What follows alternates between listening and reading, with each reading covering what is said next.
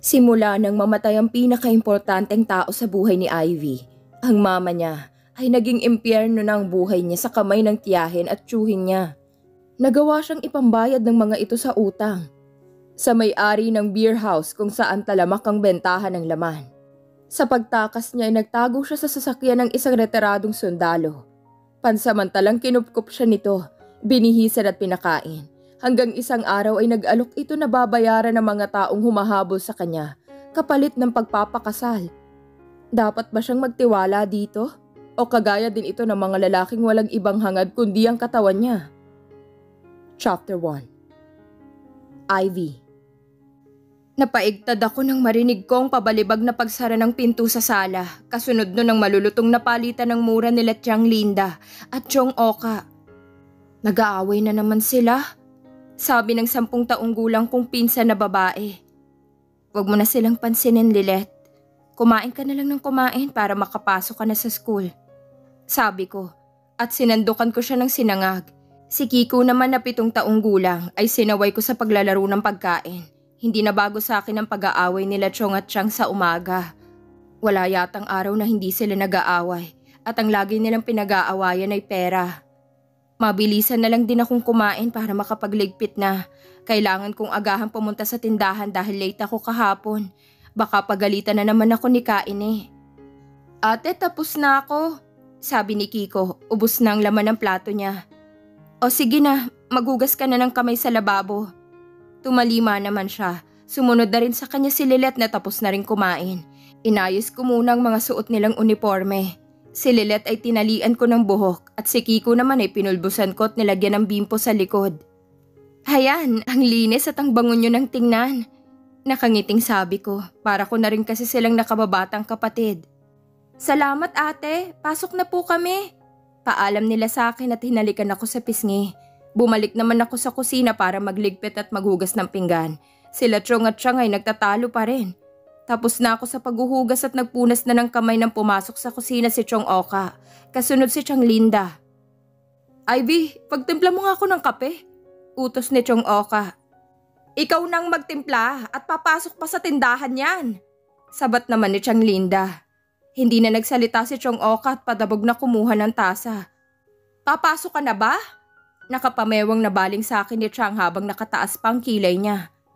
Opo, Chang, kailangan ko pong agahan dahil baka pagalitan na naman ako ni Kaine.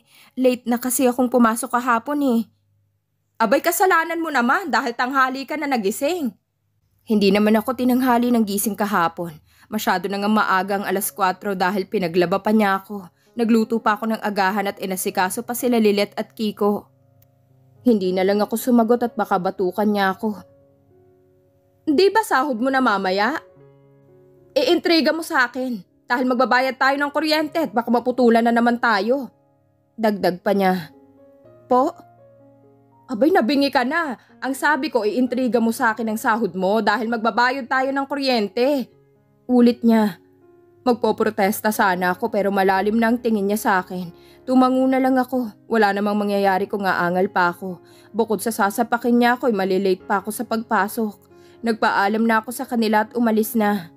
Sukbit-sukbit ang luma kong shoulder bag ay mabilis na akong naglakad. May oras pa naman ako para maglakad at hindi malate sa tinakdang oras ng pagpasok ko. Kailangan ko kasing magtipid. Siguradong simot ang sahod ko mamaya at walang matitira sa akin. Mabuti nga at libre ang pananghalian at merienda sa tindahan. Napabuntong hininga ako kapag naiisip ko ang sitwasyon ko. Siguro kung hindi namatay si Mama, ay nag-aaral pa rin ako hanggang ngayon. Kabilin-bilinan niya sa akin bago siya malagutan ng hininga na magtapos ako sa pag-aaral.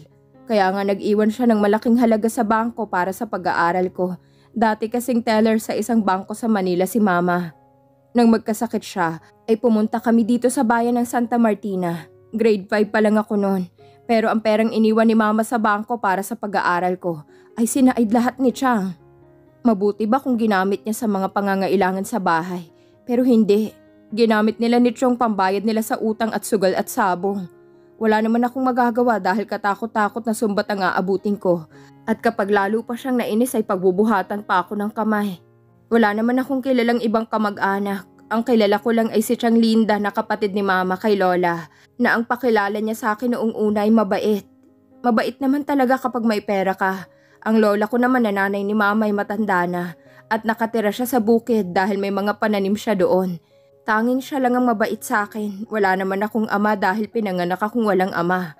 Wala namang kinikwento si mama. Pero ayon sa narinig kong usapan nila Tiyang Linda at Tiyong Oka dati, ay taga dito lang daw dati sa bayan na tong nakabuntis sa mama ko. Gusto ko man siyang hanapin ay wala naman akong magawa. Hindi ko nga alam ang pangalan niya. Hindi rin naman alam ni Tiyang Linda.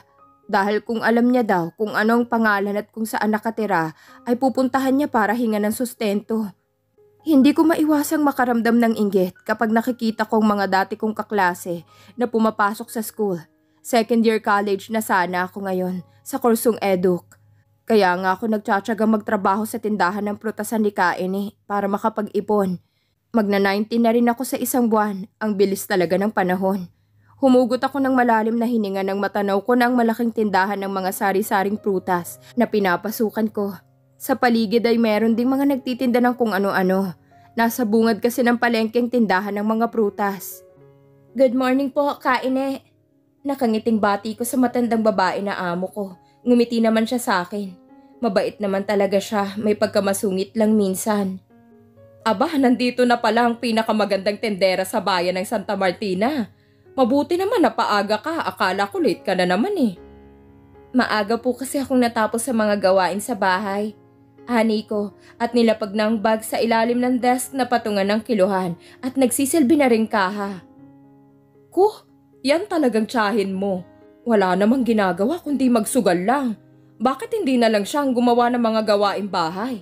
Hanggang ngayon may asawa na, tamad pa rin. Malayong malayo talaga sa mama mo noon. Aniya, kilala niya kasi ang mama ko nung nabubuhay pa. Ngumiti na lang ako at hindi na sumagot pa dahil haba lang ang litanya niya. Sinamahan ko si Tina sa pagsasalansan ng mga prutas. Si Christy naman o Christian, na isang binabaing kasamahan ko rin, ay abala sa pagkaasikaso sa isang customer. Bali 3 kaming tendera dito. Malakas kasi itong tindahan ni Kaine. Buti hindi ka late. Inalila ka na naman ng bruha mong tiyahin no. Wika ni Tina. Kapitbahay ko siya at kaibigan ko na rin. Kaya alam niya ang pangyayari sa bahay namin at kung paano ako tratuhin ni Chang. Bumuntong hininga ako. Sanay na ako doon. Umiling-iling na lang siya. Ilang sandali pa ay dumagsa na ang mga mamimili, kaya bihira na lang kami umupo. Ganito ang araw-araw ko dito sa tindahan. Nag-e-enjoy naman ako dahil mababait ang mga kasama ko, pati na rin ang mga mamimili. Minsan nga lang hindi maiiwasan ng sobra-sobra kung tumawad. Sa halos magdadalawang taong ko na dito ay gamay na gamay ko na ang ginagawa. Nakakapagod dahil 10 oras ang trabaho ko, pero masaya naman. Pili na po kayong mga suki, matamis pa at bagong pitas. Masiglang tawag ko sa mga mamimili. Kalahating kilong ubas nga yung seedless. Anang isang nanay na may bitbit na bata. Agad ko siyang kiniluhan ng seedless na ubas. 150 po, madam. Nakangiting sabi ko at inabot ang supot sa kanya at kinuha ang 200 pesos na bayad niya para suklian. May iba pang namimili na iniestima nila Tina at Christy. Pati na rin si Kaine ay nagbebenta na rin. Dumadami pang namimili para ipasalubong sa kani-kanilang mahal sa buhay. Uwian na rin kasi ng mga nagtatrabaho. Meron pang magarang pick-up na sasakyan na nasa harap at bumibili din. Mukhang magsasara tayo ngayon na magandang benta. Sana bukas ay ganito din. Masayang wika ni Kaine. Humupa ng maraming namimili. Bagamat meron pa isa-isa na lang. Fucking shit! Nakita mo ba yung isang customer kanina na bumili ng 2 hinog na papaya, bakla? Ang gwapo! Nakakawit! Parang gusto kong ang papaya ko na lang ibigay ko sa kanya eh. Parang kinikilig pa na sabi ni Tina. Gaga, wala kang papaya. Dalandan niyang sayo at saka hindi siya sayo nakatingin no? Kay Ivy kaya? Pairap pa na sabi ni Christy. Nilingon ko naman silang dalawa at natatawa na lang sa pabirong sakitan nila. Panira ka talagang bakling ka. Inggit ka lang sa akin eh. Ani ni Tina na sinasabunutan na si Christy. At bakit ako maiinggit sa'yo? May nilamang ka? Aray! Itigil nyo na yan. Malamog nyo pa yung mga prutas dyan. Awat sa kanila ni Kaine. Naghiwalay naman sila at nag-ambahan na lang at irap. Tinawanan ko lang sila. Pagsara ng tindahan ay tinawag na kami ni Ka Ene para sa sweldo namin. Napabuntong hininga ko nang mahawakan ko ng sahod ko. Kagatlabing nag-ipit ako ng 500 at isiniksik sa loob ng bag ko na may secret pocket. Alam ko naman kasing walang matitira sa sahod ko mamaya. Sana nga lang ay hindi nahanapin ni Chang ang 500. Sabay-sabay na kaming naglakad sa terminal para sumakay ng tricycle. Isang barangay lang naman kaming tatlo uuwi. Hindi ko na rin kasi kayang maglakad dahil pagod na rin ang mga binti ko sa kakatayo at isa pa gabi na rin. Delikado maglakad, baka may makasalubong pa akong bastos na lasing. Hindi pa ako nakakapasok ng bahay ay dinig ko ng mga boses ni Chang Linda at Chong Oka. Nag-aaway pa rin sila. Dahan-dahan akong pumasok at nagmano sa kanila. Walang sali-salita na inilahad ni Chang ang palad. Dinukot ko naman ang pera sa bulsa ko at inilagay sa palad niya. Kumain ka na ron, Ivy. May natira pang ulam dyan. Sabi ni Chang. Opo, sagot ko. Lihim na lang akong napailing. Tinirahan nila ako ng ulam ngayon dahil sahod ko. Kadalasan kasi hindi nila ako tinitirahan ng ulam. Kung saswertehin, matitirahan na lang ako ng sabaw. Habang kumakain ay hindi pa rin sila tapos sa bangayan. Paano ang gagawin natin ngayon yan? Kapag hindi natin siya nabayaran agad ay siguradong bugbog na naman ang aabutin ko. Ani Chong Oka. Ikaw kasi, ang tanga-tanga mo. Pinatalo mo lang yung pera. Paano na talaga ngayon yan? Tungayaw naman ni Chang Linda. Kung magsalita ka, parang hindi ka rin nakinabang sa inutang ko. Asa na nga pala ang pera? Baka may natira ka pa dyan. Itataya ko uli sa sabong para dumoble. Wala na. Natalo ako kanina ng 2,000. Yung 1,000 binili ko ng ulam natin. Anak ng 20 mil ang binigay ko sa'yo kahapon ah. Ubus na? Inis na tura ni Chong Oka. Natalo nga ako sa Mahjong at Tong Eats, di ba? Hindi ako sunerte eh. Ikaw rin pala tatanga-tanga eh. O anong gagawin natin ngayon? 1 linggo lang ang binigay na palugit ni Katano at kapag hindi ako nakapagbayad, siguradong bugbog ang aabutin ko sa tauhan niya. Naiintindihan mo ba? Naiintindihan ko, huwag mo akong sigawan, loko. Sikmat ni Chang Linda kay Chong Oka. Ilang saglit silang tumahimik at parang nagpapakiramdaman. Mula dito sa kusina ay kita ang sala kung saan sila nagtatalo. Napapailing na lang ako habang kumakain. Kita mo, nagkapera pala sila pero hindi man lang nagawang bayaran ng kuryente at sahod ko pang nakumpormiso. At duda din akong ibayad nga ni Chang sa kuryente ang sahod ko. Nag-angat ako ng tingin sa kanila at nahuli kong matamang nakatingin sa akin si Chong Oka. Kakaibang tingin niya. Hinagod ako ng tingin mula ulo hanggang paa. Ngumisi pa siya. Parang bigla akong kinilabutan sa tingin niya na yun. Mukhang alam ko na kung paano tayo makakabayad, Linda. Jichiro! Nilingon ko si Mayor Rodolfo, ang mayor ng bayan ng San Agustin, ang bagong employer ko. Nakangiti siyang lumapit sa akin. Pauwi ka na ba? Yes, Mayor. May kailangan pa ho kayo? Magalang kong tanong. Wala naman. Magpapasalamat lang ako sa'yo sa ginawa mo kanina. Salamat at tinulungan mo si Inigo na masukol si Don Abel.